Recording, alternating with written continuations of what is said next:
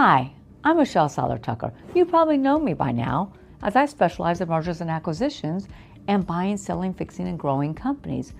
I have been doing this for over 24 years, plus I'm the host of the Exit Rich podcast and the author of the Wall Street Journal and USA Today best-selling book, Exit Rich. I had a staffing business, an industrial staffing company that we were selling that had huge EBITDA, over 300 employees, lots of long-term clients. The business operated in all 6 Ps. They had great people in place. They got paid on several different congruent revenue streams. They also had all their processes in every department buttoned up, fine-tuned, and they had a well-oiled machine. They had lots of proprietary assets, federal trademarks, and they had really good client base for customer contracts. Their proprietary assets also included some really unique software, and they had a reoccurring revenue stream model.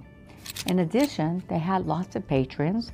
They did not have customer concentration. They had client diversification, and they were extremely profitable. So what could possibly go wrong? I actually got an offer on this company for $40 million. Now let me tell you what possibly went wrong. My seller was a narcissist. He even told me when we first started working together that everything is in a trust and he is untouchable. Nobody can get to him. So I started listening going, Michelle, watch out. So my internal radar, started alarming me. Well, guess what? The man was married. He ended up marrying his high school sweetheart while he was already married to his wife. He called me and said, Michelle, you should have came to my wedding. I said, what do you mean you're already married? He said, no, I am, but I just got married again because I'm divorcing her. Well, usually most people wait to divorce before they get married again, right? Not this man. Remember, he thought he was untouchable. So his business was going great.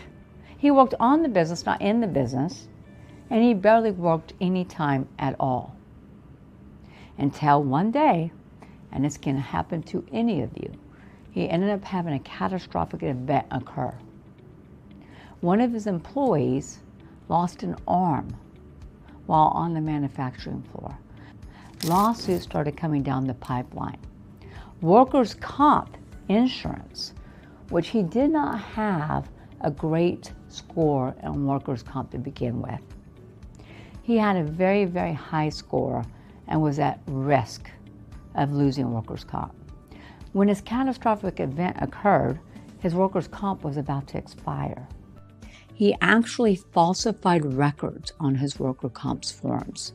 He kept operating after his workers' comp insurance company dropped him. Then clients started figuring out, wait a minute, you're industrial staffing, you're in providing employees, and you have no workers' comp, which means we're going to get sued.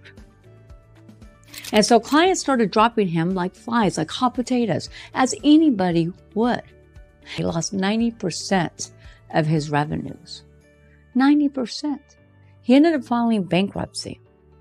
And remember, I had a buyer that offered $40 million. And when he filed bankruptcy, I'm like, look, I want to get paid something here. I spent a tremendous amount of time, energy, and money out of my pocket trying to sell his company. So I went to court. I got approved as what's called the stalking horse.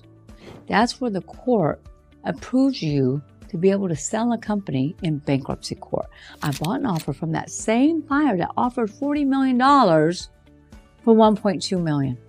$1.2 million. Long story short, the judge rejected their refusal and approved the offer.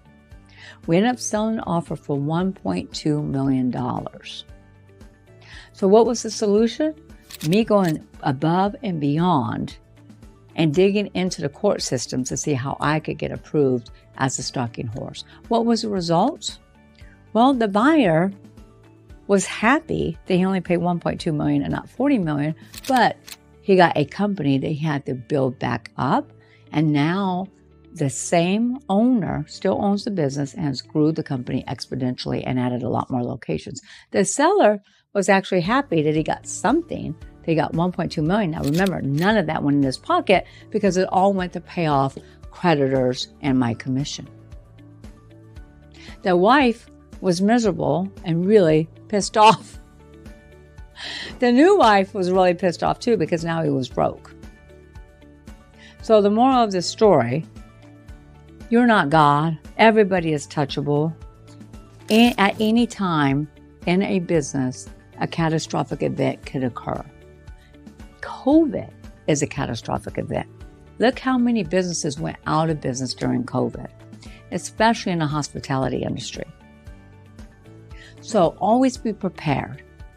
Always have backup. Always have savings. Always know that you're not untouchable. Do the right thing, be ethical, and run your business the way businesses should be ran.